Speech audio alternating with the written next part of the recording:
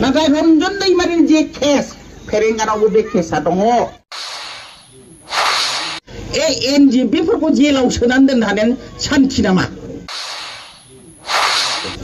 प्रमद बर'आ एक नाम्बार थगायसुला दे बिफेर सरकारनि मानसिफ्रा लिडार हानजौ लोङै लोङै बेरायजोबो र मादै आफां दसे नेथ' no no no no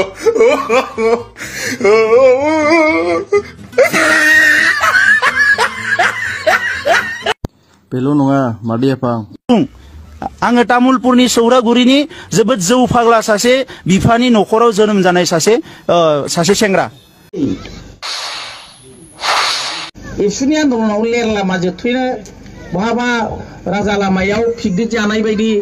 माइ गायहैलायदों हालेवहैलायदों बेफोरबायदि संग्रामखौ बिथांमोना खालामदों जोंखौ नासयनायखायनोथ' जों आलादा हादर सोरजिनो थाखाय संग्राम खालामबोदोंना सैथाननि सिगाङाव थाया होननानै दा बिसोरो बेबायदि सानबाय एफा नाम जोंनियावसो गाज्रि मोननो सोलोंदों जेरै सारा भारताव बुंनो थाङोबा भुटानाव बुंनो थाङोबा माने पृथिबियावनो होनजायो जायफोर जोंखौ सिनायो बयबो हाग्रामा सारनि बे हाग्रामा महिलारिनि नेतृत्वनि खामानि मावनायखौ मोजां मोनदों सोमोनांदों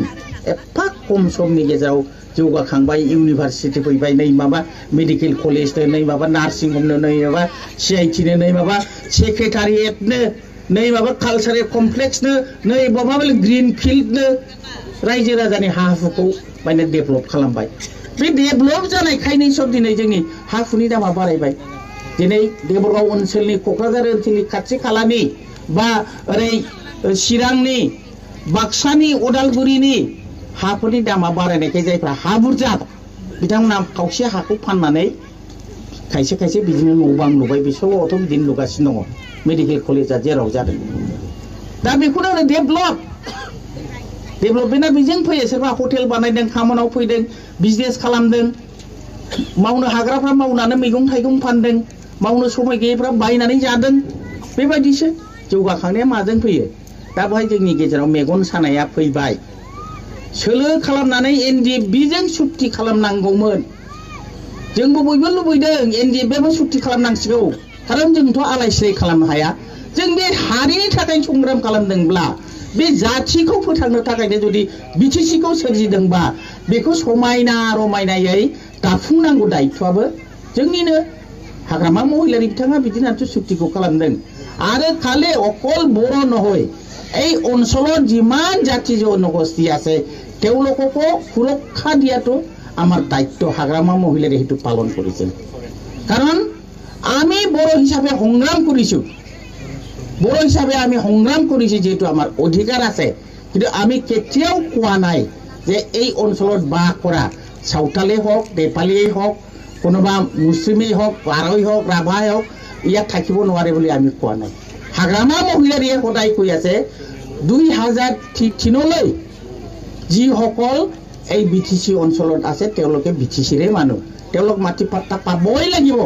মনোজাইলাই হেতুই কৈছে এইটো আইন আমি কোৱা কথা নহয় BTC 71 টকা আইনৰ কথাই কৈ আছে আৰু পাবই আজি हाग्रामा महिलारिखौ मेगन सानानै दिनै प्रमद बर'आ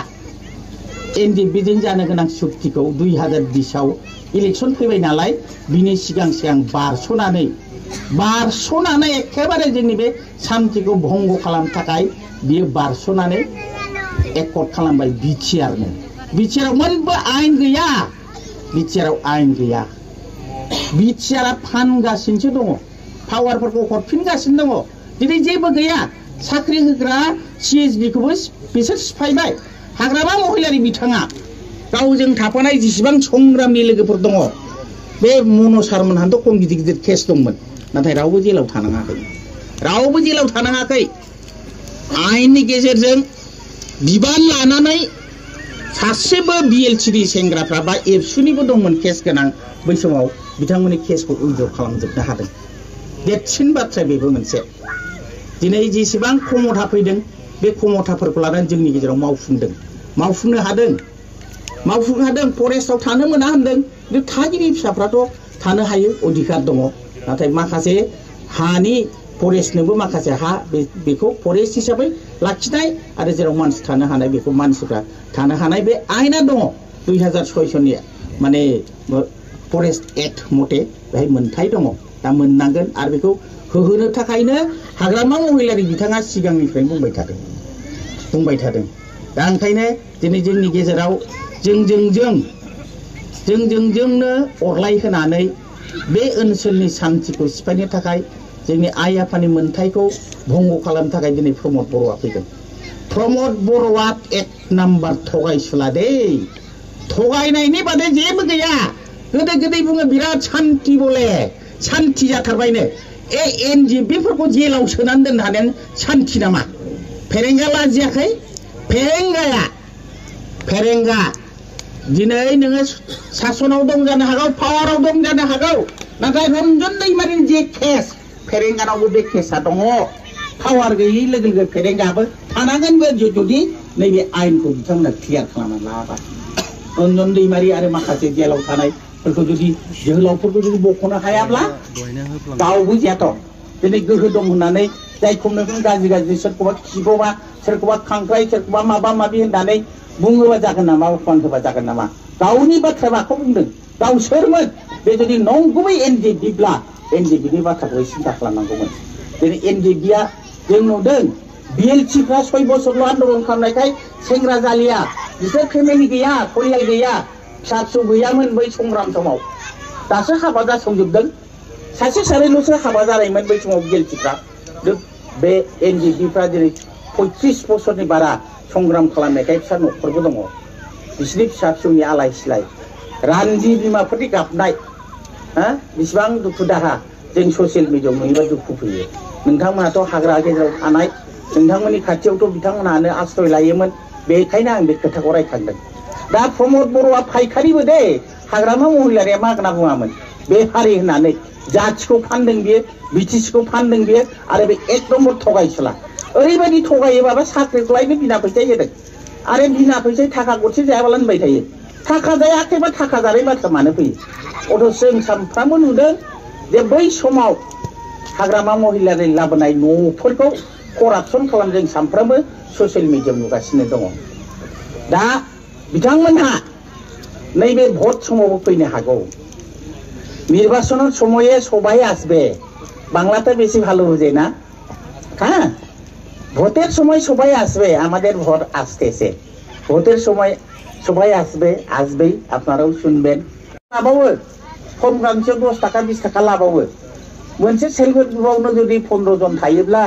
10 टाका लायोबाबो बेसेबां सिखारो हा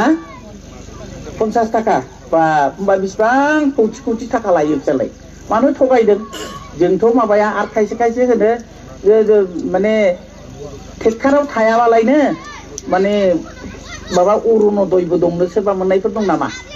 अरुणोदय पावा আছে নাকি हात दागकसन मोनाखैना मोनथ'नायबो नङा खारन बे एसे उसुबिदा दंथ' बे फरेस्ट एलेखा जाबाय नालाय ओंखायनो दा बेफोरखायनो क्लियार जानांगौ दा बेहाय जोङो नाथाय बुजिनांगोन ভোট আমরা দিব কাকে দিব আর কেন দিব কাকে দিব আমি তাই নंखाय खोथा होननानै बुरखायफैगोन नाथाय गोसोआव ला जोंनो दिनै 500 1000 फैसा होनो हागौ सानसेनिल' बिनि थाखाय जोङो जुदि बिनि खोथायाव बावगोमालाङोबा जों बोसोरबा जों भुगिनांगोन दिनै जोङो एमपिआव नब सरनिया अबर'नो देरहाहोनानै 10 बोसोर भुगिदों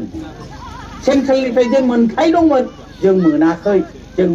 जोंनि अधिकारखौ सार्टिफिकेटखौ थगायनानै बे 10 बोसोर एमपि जादों होमबा दिनै जों सांग्रां जानांगोन नोंथांमोना खौसेयै थानांगोन नोंथांमोना गोबां समस्या दङ मन कुमार ब्रह्म बिथाङा बुंबाय आंबो फैनानै फिल खालामदोंखाय दय माखासे आइजो बिथांमोनजों आं रायलायदों आं दुखु मोनदों बे गथ'फ्रा स्कुलाव थाङा स्कुलानो गैया सोर साननो हायो जे नोंथांमोननि जोनोम होनाय बे गथ'साफोरनि गेजेराव सोरबा सासे हाग्रामा महिलारि गैया होननानै सोर सानो हानो सोरबा सासे प्रकाश बसुमतारी गैया होननानै भबिष्यताव बिसोरबो जाहैगोन ना होमबा बिथांमोनहा दिनैनिफ्रायनो फरायनो मोनाब्ला मा जाहैगोन फरायनायाथ' गोनांथार दा स्कुलानो गैया प्राइभेट स्कुलाव फोरोंनो जोंहा मा दं मावनानै जानो हानायथ' आंथ' नुवाखै दा बेबायदि हिसाबै नोंथांमोना खौसे थानांगोन जों न' बां गारनानै बाय बाहागि गारनानै जों हाग्रा ओनसोलाव रायजो जानानै फैदोंब्ला बे ओनसोलखौ समायना खालामनाया मैखोमै खालामनांगौआ आरो बे ओनसोलखौ जौगाखांहोनांगौआ रावनावबो गैया दे नोंथांमोननि आखायावसो नोंथांमोनहा गोरोन्थि मावोब्लानो मोनसेबो खामानिया जाफुंनाय नङा गोरोन्थिया मा जागोन नोंथांमोनहा जुदि गाव माने थार समाव नंगौ समाव बिजिरनानै नंगौ मानसिनो भट होनानै देरहाहराब्ला सरकारनि खाथियाव सरकारनि आसनिखौ सोर लाबोगोन ओंखायनो सांग्राङै जा जों भटखौ सानसेल' होयो सानसेनि थाखाय भट बिनो फैग्राफ्रा 100 थाखा 500 थाखा होयो नाथाय जाय देरहालांगोन बे बोसोरबा सासन खालामो बोसोरबा ओंखायनो सानसेनि 1000-2000 थाखाखौ लब जानो नाङा आइफोराबो लब दाजा जोंनि खाफाला बोसोरबानि थाखाय गांसे भट होखानाय जों बोसोरबानि थाखाय আমি কি বলছি বুঝছে বোধহয় না বড় ভাষাটা খানেক খানেক বুঝেন তো ভোটের সময় সবাই আসবে পয়সা দিবে পয়সা কবে দিবে একদিনে দিবে একবার দিবে কত দিবে আপনারা তো পয়সা তো অত বড় পয়সা পাই নাই 1000 দিবে 500 টাকা দিবে আমি ভাবি 500 টাকা পাইছি আমি খুব পাইলাম কিন্তু কি হবে 500 টাকা একদিনে খায়া শেষ হবে আমার ভাগ্য 5 বছর জন্য আমি খায়া নিব কারণ আমি যাকে একদিনে ভোট দিব একবার উনি কিন্তু 5 বছর শাসন করবে 5 বছরের কি হবে আমার এই যে আমার এমপি নবসরণিয়া ও বড়কে আমি ভোট দিছিলাম না দুইবার এমপিতে আমার কি হলো আমি তো কোনোদিন দেখি নাই কোনোদিন তো আমার কাছে আসে নাই এমপির দ্বারা যে কিছু হয় এই জঙ্গলে থাকা লোকদের যে এই সোলার ওখানে তো কারেন্ট হবে না খাওয়া জল এই সব হয় ওইটা কি আমি পাই নাই না পাইছেন কি খাওয়া নাই তো তাহলে আমরা একমত হইতে লাগবে এই অঞ্চলের ডেভেলপ করাটা আপনার হাতে কিন্তু আমার আগে 5 বছরের পরে বা পরে আমার আগে ভোট না দিয়া যদি আপনারা আমি কিছুই পাই নাই বললে হবে না আপনারা পাইতেই হবে আপনারা ডেভেলপ করতেই লাগবে আপনার হাতে কিন্তু আপনারা যদি ভুল মানুষকে ভোট দিয়া যদি ওতে জিতায়া দেন তাহলে আমরা ভুল পথে যাব তাই হাগ্রামা মহিলারই আগে কি করছে কি করিয়া আসছে আমার 15 বছর দেখা আছে প্রমোদ বড় 4 বছরে কি করতেছে আমি দেখছি সব ক্ষমতাগুলো ওরা বেচিয়ে দিছে খালি মিথ্যা কথা বললে উনি তাই আপনাদেরকে আমি অনুরোধ জানাই আপনারা নিজের জন্য আমার পোলাদের আমার সাওয়াশত ভবিষ্যতের জন্য পড়াশোনা করতে লাগবে না ওদের ভাগ্য আপনারা খাবেন না ওদের ভাগ্য নির্মাণ করা আপনার হাতে এক ভোটের জন্য এক ভোট যদি ভুল পথে যায় তাহলে আপনারা নিজেকে ঠকাইয়া দিবেন